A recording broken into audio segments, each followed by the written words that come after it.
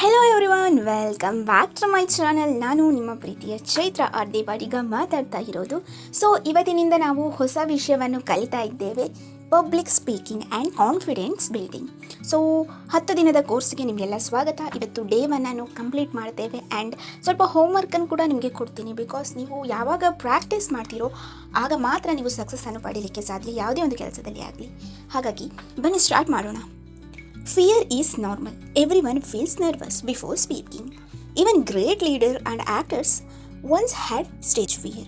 Remember, fear is just energy inside you.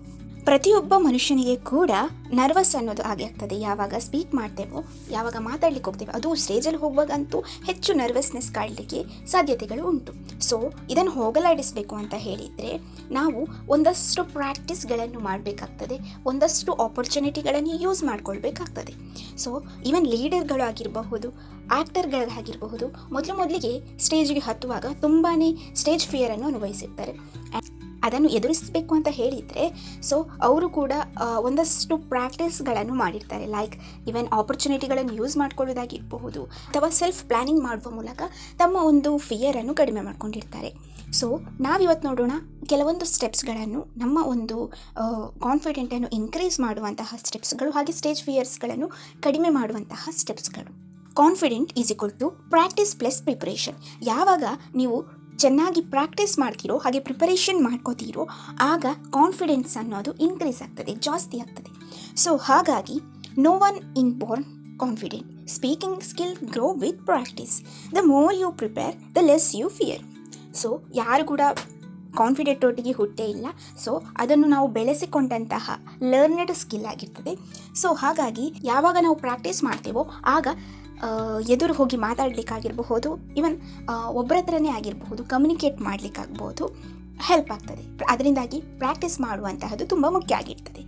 ನೀವು ಎಷ್ಟು ಜಾಸ್ತಿ ಪ್ರಿಪೇರ್ ಮಾಡ್ತೀರೋ ಅಷ್ಟು ಕಡಿಮೆ ಭಯ ನಿಮ್ಮಲ್ಲಿರ್ತದೆ. ಅದರಿಂದಾಗಿ ಹೆಚ್ಚು ಪ್ರಿಪರೇಷನ್ ಕಡೆ ಗಮನ ಕೊಡಿ, ಹಾಗೆಯೇ ಪ್ರಾಕ್ಟೀಸನ್ನು ಮಾಡ್ತಾ ಇರಿ. ಇದರಿಂದ ಕಾನ್ಫಿಡೆಂಟ್ ಅನ್ನೋದು ಇನ್ಕ್ರೀಸ್ ಆಗ್ತದೆ. ಕಾನ್ಫಿಡೆಂಟ್ ಇನ್ಕ್ರೀಸ್ ಆದಾಗ ಆಬ್ವಿಯಸ್ಲಿ ನಾವು ಸ್ಟೇಜಲ್ಲಿ ಆಗಿರ್ಬೋದು, 4 ಜನರ ಎದುರುಗಡೆ ಹೋಗಿ ಚೆನ್ನಾಗಿ ಮಾತನಾಡಲಿಕ್ಕೆ ಸಾಧ್ಯವಾಗ್ತದೆ. Breathe deeply. Before speaking, take 3 slow deep breaths. It calms your mind, it slows your heartbeat, it gives your voice more power. So ನೀವು ಮಾತನಾಡುವ ಮುಂಚೆ ಒಂದು 3 ಸರಿ ನಿಧಾನವಾಗಿ ಉಸಿರನ್ನು ಎಳೆದುಕೊಂಡು ಉಸಿರನ್ನು ಬಿಡುವ ಪ್ರಕ್ರಿಯೆಯನ್ನು ಮಾಡಿ. ಯಾಕಂತ ಹೇಳಿದರೆ ಬ್ರೀದ್ ಇನ್ ಬ್ರೀದ್ ಔಟ್, ಇನ್ಹೇಲ್ ಎಕ್ಸೇಲ್ ಅನ್ನುವಂತಹ ಒಂದು ಪ್ರೊಸೆಸ್ ಇದೆಯಲ್ವಾ, ನಮ್ಮ ಮೆದುಳಿಗೆ, ನಮ್ಮ ಮೈಂಡಿಗೆ ಆಕ್ಸಿಜನನ್ನು ಸಪ್ಲೈ ಮಾಡ್ತದೆ. ಯಾವಾಗ ನಮ್ಮ ಒಂದು ಬ್ರೈನಿನಲ್ಲಿ ಆಕ್ಸಿಜನ್ ಸಪ್ಲೈ ಜಾಸ್ತಿ ಆಗ್ತದೋ ಆಬ್ವಿಯಸ್ಲಿ ನಮ್ಮ ಮೈಂಡ್ ಅನ್ನೋದು ಕಾಮ್ ಆಗ್ತದೆ. ಅದೇ ರೀತಿ ಆಕ್ಸಿಜನ್ ಅನ್ನುವಂತಹದ್ದು ಹಾರ್ಟಿಗೆ ಸಪ್ಲೈ ಆದಾಗ ಆಬ್ವಿಯಸ್ಲಿ ಹಾರ್ಟ್ ಬೀಟ್ ಕೂಡ ನಿಧಾನವಾಗಿ ನಾರ್ಮಲ್ ಸ್ಟೇಜಿಗೆ ಬರ್ತದೆ. ಯಾವಾಗ ನಿಮ್ಮ ಒಂದು ಮೈಂಡ್ ರಿಲ್ಯಾಕ್ಸ್ ಆಗ್ತದೋ, ಹಾರ್ಟ್ ಬೀಟ್ ನಾರ್ಮಲ್ ಸ್ಟೇಜಿಗೆ ಬರ್ತದೋ, ನಿಮ್ಮ ದೇಹ ರಿಲ್ಯಾಕ್ಸ್ ಫೀಲ್ ಮಾಡ್ತದೋ, ಆಗ ನಿಮ್ಮ ವಾಯ್ಸ್ ಕೂಡ ಪವರ್ಫುಲ್ಲಾಗಿ ಮೂಡಿ ಬರಲಿಕ್ಕೆ ಸಾಧ್ಯತೆ ಉಂಟು. ಸೊ ಹಾಗಾಗಿ ನಿಮ್ಮ ಒಂದು ವಾಯ್ಸ್ ನಿಮ್ಮ ಕಂಟ್ರೋಲಿಗೆ ಬರಬೇಕಂತ ಹೇಳಿದರೆ ಈ ಒಂದು ಟೆಕ್ನಿಕನ್ನು ಯೂಸ್ ಮಾಡ್ಕೊಳ್ಳಿ. Practice in front of mirror. ಯಾವುದೇ ಒಂದು ಡ್ಯಾನ್ಸ್ ಆಗಿರಬಹುದು, ಎಕ್ಸ್ಪ್ರೆಷನ್ ಕೊಡುವಂತಹ ಪ್ರಾಕ್ಟೀಸ್ ಆಗಿರಬಹುದು, ಸ್ಪೀಕಿಂಗ್ ಪ್ರಾಕ್ಟೀಸ್ ಆಗಿರಬಹುದು, ಕನ್ನಡಿ ಎದುರು ಮಾಡೋದ್ರಿಂದಾಗಿ ನಿಮ್ಮಲ್ಲಿರುವಂತಹ ಮಿಸ್ಟೇಕ್ಗಳು ನಿಮಗೆ ಕಾಣ್ತದೆ. ಅದೇ ರೀತಿಯಾಗಿ ನಿಮ್ಮೆದುರಿಗೆ ಒಂದು ವ್ಯಕ್ತಿ ಇದ್ದಾರೆ ಅಂತ ಹೇಳಿ ಫೀಲ್ ಮಾಡಿಕೊಂಡು ಮಾತನಾಡಿದಾಗೆ ಆಗ್ತದೆ. ಇದರಿಂದಾಗಿ ಆಬ್ವಿಯಸ್ಲಿ ನಾವು 4 ಜನರ ಮುಂದೆ ಹೋಗುವಾಗ ನಾವು ಅಷ್ಟೊಂದು ಭಯ ಫೀಲ್ ಮಾಡೋದಿಲ್ಲ. ಹಾಗಾಗಿ talk to yourself in the mirror. Notice your smile, notice your body language, notice your hand movement. ಯಾವಾಗ ನೀವು ಕನ್ನಡಿ ಮುಂದೆ ನಿಲ್ತೀರೋ ಆಗ ನೀವು ಸ್ಮೈಲ್ ಮಾಡೋದನ್ನು ಕೂಡ ನೋಟಿಸ್ ಮಾಡಿ. ಹಾಗೆ ನಿಮ್ಮ ಬಾಡಿ ಲ್ಯಾಂಗ್ವೇಜ್, ಎಕ್ಸ್ಪ್ರೆಷನ್, ಹಾಗೆ ಹ್ಯಾಂಡ್ ಮೂಮೆಂಟ್ ಎಲ್ಲ ಯಾವ ರೀತಿಯಾಗಿದೆ ಅಂತ ಹೇಳಿ ಸ್ವಲ್ಪ ಗಮನಿಸಿ. ಇದರಿಂದಾಗಿ ಯಾವುದಾದ್ರೂ ತಪ್ಪುಗಳು ಇದ್ದರೆ ಸರಿ ಮಾಡಲಿಕ್ಕೂ ಸಾಧ್ಯ ಆಗ್ತದೆ. ನೀವು ಪರ್ಫೆಕ್ಟ್ ಆಗಿದ್ದೀರಿ ಅಂತ ಹೇಳಿ ಚೆಕ್ ಮಾಡ್ಕೊಳ್ಳಿಕ್ಕೂ ಸಾಧ್ಯ ಆಗ್ತದೆ. ಇದರಿಂದಾಗಿ ನಿಮಗೆ ಕಾನ್ಫಿಡೆನ್ಸ್ ಇನ್ಕ್ರೀಸ್ ಆಗ್ತದೆ. ಯಾವುದೇ ಒಂದು ತಪ್ಪು ಮಾಡ್ತಾ ಇಲ್ಲ ಅಂತ ಹೇಳಿ ಯಾವಾಗ ನನಗೆ ಅನಿಸ್ತದೋ ಆಗ ಆಬ್ವಿಯಸ್ಲಿ ಕಾನ್ಫಿಡೆಂಟ್ ಅನ್ನೋದು ಇನ್ಕ್ರೀಸ್ ಆಗ್ತದೆ. ಯಾವಾಗ ಕಾನ್ಫಿಡೆಂಟ್ ಇನ್ಕ್ರೀಸ್ ಆಗ್ತದೋ ಆಬ್ವಿಯಸ್ಲಿ ನಾವು ಯಾವುದೇ ಭಯ ಇಲ್ಲದೆ ಸ್ಟೇಜ್ನಲ್ಲಿ ಹೋಗಿ ಮಾತನಾಡಲಿಕ್ಕೆ ಸಾಧ್ಯ ಆಗ್ತದೆ. ನಂತರ record your self. Use your phone, record a 1-minute video, watch it, improve small things every day. So ಮೊದಲಿಗೆ ನೀವು ಮೊಬೈಲನ್ನು ಪಟ್ ಅಂತ ಇಟ್ಕೊಳ್ಳಿ, ಅದಾದ ಮೇಲೆ ವಿಡಿಯೋ ಮಾಡಲಿಕ್ಕೆ ಸ್ಟಾರ್ಟ್ ಮಾಡಿ. ನಿಮ್ಮ ಎಕ್ಸ್ಪ್ರೆಷನ್ ಆಗಿರ್ಬೋದು, ಹ್ಯಾಂಡ್ ಮೂಮೆಂಟ್ ಆಗಿರ್ಬೋದು, ಗೆಸ್ಟರ್ಸ್ ಆಗಿರ್ಬೋದು, ಆ್ಯಂಡ್ ಸ್ಪೀಕಿಂಗ್ ಫ್ಲೋ ಆಗಿರ್ಬೋದು, ಎಲ್ಲ ಕೂಡ ರೆಕಾರ್ಡ್ ಆಗ್ತದೆ. ಈ ಕನ್ನಡಿಯಲ್ಲಿ ಮಾತನಾಡೋದಕ್ಕಿಂತ ರೆಕಾರ್ಡ್ ಮಾಡೋದು ಒಂದು ರೀತಿಯಲ್ಲಿ ಒಳ್ಳೆಯದು ಅಂತ ಹೇಳಿ ಇಚ್ಛಿಸ್ತೇನೆ. ಯಾಕೆ ಹೇಳಿ, ರೆಕಾರ್ಡ್ ಮಾಡೋದ್ರಿಂದಾಗಿ ನಾವು ಜಸ್ಟ್ ಸ್ಪೀಕಿಂಗ್ ಕಡೆ ಗಮನ ಕೊಟ್ಟು ಎಲ್ಲ ಆದಮೇಲೆ ನಂತರ ಆ ವಿಡಿಯೋನ ಹೋಗಿ ನೋಡ್ಬೋದು. ಆದರೆ ಕನ್ನಡಿಯಲ್ಲಾದರೆ ನೀವು ಯಾವಾಗ ಆ್ಯಕ್ಷನ್ ಮಾಡ್ತೀರೋ ಪ್ಲಸ್ ಮಿರರನ್ನು ಕೂಡ ನೀವು ಅಬ್ಸರ್ವ್ ಮಾಡ್ತಾ ಇರಬೇಕಾಗ್ತದೆ. ಸೊ ನಿಮ್ಮ ಒಂದು ಕಾನ್ಸಂಟ್ರೇಷನ್ ನಿಮ್ಮ ಒಂದು ಕನ್ನಡಿಯ ಒಂದು ಪ್ರತಿರೂಪದ ಕಡೆನೇ ಹೆಚ್ಚಿರ್ತದೆ ಹೊರತು ನೀವೇನು ಮಾತಾಡ್ತೀರಿ ಅನ್ನೋದರ ಕಡೆ ಹೆಚ್ಚು ಗಮನ ಕೊಡೋದಿಲ್ಲ. ಆಬ್ವಿಯಸ್ಲಿ ಫಸ್ಟಿಗೆ ನೀವು ಕನ್ನಡಿ ಎದುರೇ ಪ್ರಾಕ್ಟೀಸ್ ಮಾಡಬೇಕಾಗ್ತದೆ. ಅದಾದಮೇಲೆ ನೀವು ರೆಕಾರ್ಡ್ ಮಾಡಲಿಕ್ಕೆ ಸ್ಟಾರ್ಟ್ ಮಾಡಿ. ಬಿಕಾಸ್ ಯಾವಾಗ ನಿಮ್ಮ ತಪ್ಪು ಆ ಟೈಮಿಗೆ ನಿಮಗೆ ಗೊತ್ತಾಗಲಿಕ್ಕೆ ಆಗ್ತದೆ, ಅದರಿಂದಾಗಿ ನೀವು ಇಂಪ್ರೂವ್ ಮಾಡ್ಕೊಳ್ಳಿಕ್ಕೆ ಆಗ್ತದೆ. ಇಲ್ಲಿ ತಪ್ಪಿದ್ದೇನೆ ಅಂತ ಹೇಳಿ ನೀವು ಸ್ವಲ್ಪ ಮಾತಾಡೋದ್ರಲ್ಲಿ ಆಗಿರ್ಬೋದು, ಎಕ್ಸ್ಪ್ರೆಷನ್ ಕೊಡೋದು, ಹ್ಯಾಂಡ್ ಮೂಮೆಂಟ್ ಮಾಡೋದ್ರನ್ನೆಲ್ಲ ಸರಿಯಾಗಿ ನೋಡ್ಕೊಂಡಿದ್ದೀರಿ ಅಂತ ಹೇಳಿ. ಆದರೆ ನಂತರ ರೆಕಾರ್ಡ್ ಮಾಡಲಿಕ್ಕೆ ಸ್ಟಾರ್ಟ್ ಮಾಡಿ. ಮೊದಲು ಮಿರರ್ ವರ್ಕ್, ಆದಮೇಲೆ ರೆಕಾರ್ಡ್. ಓಕೆ, ಯಾವಾಗ ನೀವು ವಿಡಿಯೋದಲ್ಲಿ ಮತ್ತೆ ಹೋಗಿ ಯಾವುದೆಲ್ಲ ಸರಿ ಇದೆ ಇಲ್ಲ ಅಂತ ಹೇಳಿ ಅಬ್ಸರ್ವ್ ಮಾಡ್ತಾ ಹೋಗ್ತೀರೋ ಕೆಲವೊಂದು ಪಾಯಿಂಟಲ್ಲಿ ಇಂಪ್ರೂವ್ ಮಾಡಬೇಕು ಅಂತ ಹೇಳಿ ಅನಿಸ್ತದೆ. ಸೊ ಅದರಿಂದಾಗಿ ಡೇ ಬೈ ಡೇ ನೀವು ಇಂಪ್ರೂವ್ ಮಾಡ್ತಾ ಬರಲಿಕ್ಕೆ ಸಾಧ್ಯ ಆಗ್ತದೆ. ಸೊ ಎರಡು ಕೂಡ ಇಂಪಾರ್ಟೆಂಟ್, ಎರಡನ್ನೂ ಮಾಡಲೇಬೇಕು ನೀವು. ಥರ start with smile and eye contact. A smile makes you confident. Eye contact connects with audience. People trust you more. ಯಾವಾಗ ನೀವು ಸ್ಮೈಲ್ ಮಾಡ್ತಿರೋ ಆಬ್ವಿಯಸ್ಲಿ ನಿಮ್ಮ ಕಾನ್ಫಿಡೆನ್ಸ್ ಅನ್ನೋದು ಇನ್ಕ್ರೀಸ್ ಆಗ್ತದೆ. ಐ ಕಾಂಟ್ಯಾಕ್ಟ್ ಮಾಡೋದ್ರಿಂದಾಗಿ ನಾವು ಕಮ್ಯುನಿಕೇಟ್ ಮಾಡ್ತಾ ಇದ್ದೇವಲ್ವ, ಸೊ ಅವರಿಗೆ ನಾವು ಹೇಳುವಂಥ ವಿಷಯಗಳು ಕರೆಕ್ಟಾಗಿ ತಲುಪ್ತದೆ ಆ್ಯಂಡ್ ಜನರಲ್ಲಿ ಒಂದು ರೀತಿಯ ಟ್ರಸ್ಟ್ ಮೂಡಿಸ್ತದೆ. ಅದರಿಂದಾಗಿ ಐ ಕಾಂಟ್ಯಾಕ್ಟ್ ಮಾಡಲಿಕ್ಕೆ ಆದಷ್ಟು ಪ್ರಯತ್ನ ಪಡಿ. ನಿಮ್ಮ ಪೂರ್ತಿ ಗಮನವನ್ನು ನಿಮ್ಮ ಮಾತಿನ ಮೇಲೆ ಇಟ್ಟರೂ ಕೂಡ ನಿಮ್ಮ ಕಣ್ಣುಗಳು ಮಾತ್ರ ಎದುರಿನ ಆಡಿಯನ್ಸನ್ನು ನೋಡ್ತಾ ಇರುವಂತೆಯೇ ಮಾಡಿ. ನನ್ನ ಕಾಲೇಜಲ್ಲಿ ಕೇಳೋದು ಉಂಟು ಕೆಲವು, ನನಗೆ ಪ್ರೆಸೆಂಟೇಷನ್ ಮಾಡುವಾಗ ಎಲ್ಲ ಸ್ಮೈಲ್ ಮಾಡಲಿಕ್ಕೆ ಬರೋದಿಲ್ಲ ಅಂತ ಹೇಳಿ. ಸೊ ಫಸ್ಟಿಗೆ ನೀವು ಪ್ರಿಪೇರ್ ಆಗಿರಬೇಕು. ಸೊ ನಾನೀಗ ಸ್ಮೈಲ್ ಮಾಡಬೇಕು ಅಂತ ಹೇಳಿ ಒಮ್ಮೆ ನೀವು ಸ್ಮೈಲ್ ಮಾಡಲಿಕ್ಕೆ ಸ್ಟಾರ್ಟ್ ಮಾಡಿದರೆ ಆಬ್ವಿಯಸ್ಲಿ ಕಾನ್ಫಿಡೆಂಟ್ ಇನ್ಕ್ರೀಸ್ ಆಗ್ತದೆ. ಯಾವಾಗ ಕಾನ್ಫಿಡೆಂಟ್ ಇನ್ಕ್ರೀಸ್ ಆಗ್ತದೆ ನೀವು ಸ್ಪೀಡಾಗಿ ಕ್ವಿಕ್ಕಾಗಿ ಕ್ಲಾರಿಟಿ ಇಟ್ಕೊಂಡು ಮಾತಾಡಲಿಕ್ಕೆ ಸ್ಟಾರ್ಟ್ ಮಾಡ್ತೀರಿ. Know your first line. So ನೀವು ಯಾವಾಗಲೇ ಒಂದು ಪಬ್ಲಿಕ್ ಸ್ಪೀಕಿಂಗ್ ಆಗಿರ್ಬೋದು, ಪ್ರೆಸೆಂಟೇಷನ್, ಇಂಥ ವಿಚಾರಗಳನ್ನು ಮಾಡಲಿಕ್ಕೆ ಹೋಗ್ತಿರೋ, ಯಾರಾದರೂ ವ್ಯಕ್ತಿಗಳ ಮುಂದೆ ಮಾತನಾಡಲಿಕ್ಕೆ ಹೋಗ್ತಿರೋ ಆ ಟೈಮ್ನಲ್ಲಿ ನೀವು ಫಸ್ಟ್ ಲೈನನ್ನು ಮೆಮೊರೈಸ್ ಮಾಡಬೇಕಾಗ್ತದೆ, ನೆನ್ಪಿಟ್ಕೊಳ್ಬೇಕಾಗ್ತದೆ. Memorise your opening line, it makes you start strong. So ಮೊದಲ ಲೈನ್ ಹೇಗೆ ಸ್ಟಾರ್ಟ್ ಮಾಡಬೇಕು ಅನ್ನೋದ್ರ ಬಗ್ಗೆ ಕ್ಲಾರಿಟಿ ಇದ್ದಾಗ ನಮಗೆ ಆಬ್ವಿಯಸ್ಲಿ ಏನು ಮಾಡ್ತೇವೆ, ನಾವು ಕಾನ್ಫಿಡೆಂಟಿಂದ ಮಾತಾಡಲಿಕ್ಕೆ ಸ್ಟಾರ್ಟ್ ಮಾಡ್ತೇವೆ.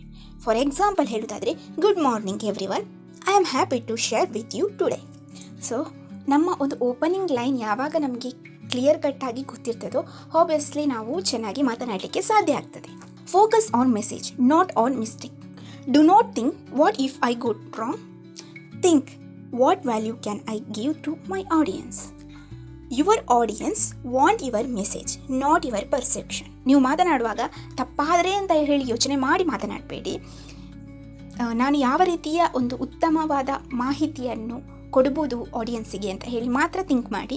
ಈ ಆಡಿಯನ್ಸ್ ಇರ್ತಾರಲ್ಲ, ಕೇಳುವವರು ಇರ್ತಾರಲ್ವ, ಸೊ ಅವರಿಗೆ ನಿಮ್ಮ ಮೆಸೇಜ್ ಮುಖ್ಯ ಆಗಿರ್ತದೆ ಹೊರತು ನೀವು ಪರ್ಫೆಕ್ಟಾಗಿ ಹೀಗೆ ನೀಟಾಗಿ ಮಾತಾಡಬೇಕು ಅಂತ ಹೇಳಿ ಅವರು ಪರ್ಫೆಕ್ಷನ್ ಮಾಡಲಿಕ್ಕೆ ಹೋಗೋದಿಲ್ಲ. ಪರ್ಫೆಕ್ಷನ್ ಅವರಿಗೆ ಬೇಕಾಗೂ ಇರುವುದಿಲ್ಲ.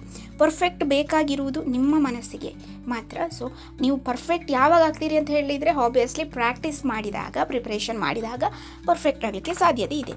ಸೊ ಆದರೆ ಯಾವಾಗ ಮಾತನಾಡಲಿಕ್ಕೆ ಹೋಗ್ತೀರೋ ಆಗ ನಿಮ್ಮ ಮೆಸೇಜ್ನ ಬಗ್ಗೆ ಮಾತ್ರ ಥಿಂಕ್ ಮಾಡಿ, ಪರ್ಫೆಕ್ಟ್ ಆಗಬೇಕು ಅಂತ ಹೇಳಿ ಥಿಂಕ್ ಮಾಡಿ. ನಿಮಗೆ ವ್ಯಾಲ್ಯೂಯೇಬಲ್ ಮೆಸೇಜ್ ಕೊಡೋದು ಮಾತ್ರ ಆ ಟೈಮಿಗೆ ಮುಖ್ಯ ಆಗಿರಬೇಕಾಗ್ತದೆ.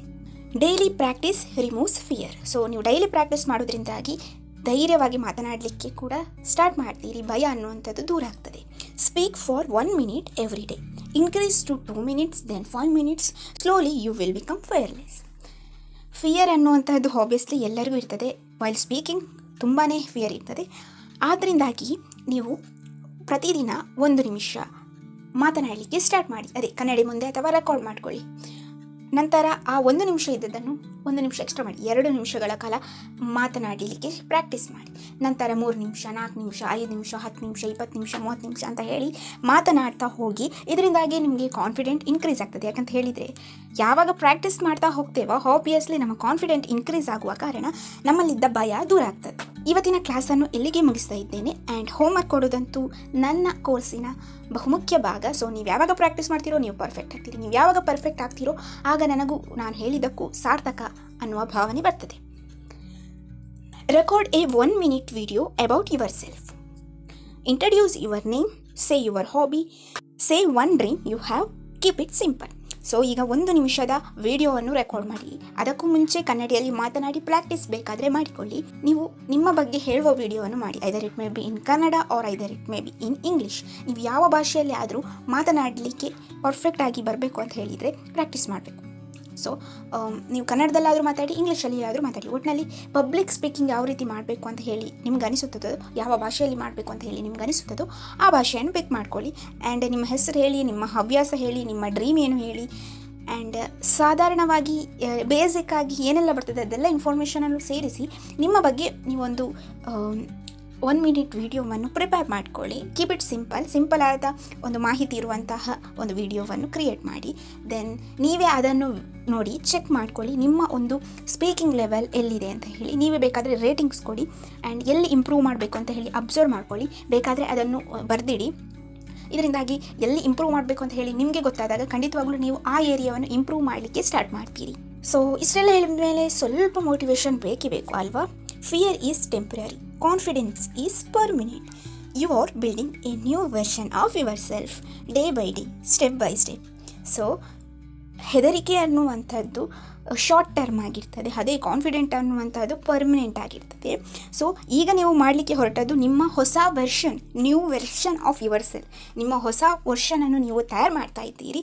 ಸೊ ಡೇ ಬೈ ಡೇ ನೀವು ಇಂಪ್ರೂವ್ ಆಗ್ತಾ ಹೋಗ್ತೀರಿ, ನಿಮ್ಮನ್ನು ನೀವು ಸುಧಾರಿಸಿಕೊಂಡು ಹೋಗ್ತೀರಲ್ವಾ. ಆ್ಯಂಡ್ ಸ್ಟೆಪ್ ಬೈ ಸ್ಟೆಪ್ ನೀವು ಕಲಿತಾ ಹೋಗ್ತೀರಿ, ಕಾನ್ಫಿಡೆಂಟನ್ನು ಹೆಚ್ಚು ಮಾಡ್ಕೊಳ್ತೀರಿ, ಧೈರ್ಯವಂತರಾಗಿರ್ತೀರಿ. All the best, take care.